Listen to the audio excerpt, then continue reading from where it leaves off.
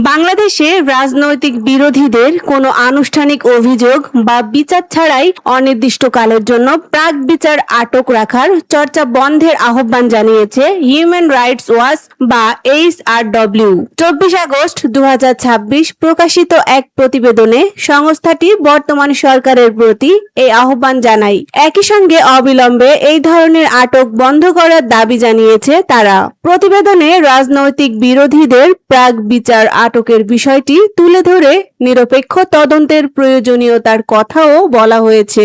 পাশাপাশি আটক ব্যক্তিদের জন্য জামিন প্রক্রিয়া সহজ করার দাবি জানিয়েছে হিউম্যান রাইটস ওয়াচ। সংস্থাটির আহ্বানের মূল বিষয় হলো আনুষ্ঠানিক অভিযোগ বা বিচার ছাড়াই রাজনৈতিক বিরোধীদের অনির্দিষ্টকালের জন্য আটক করার চর্চা বন্ধ করা।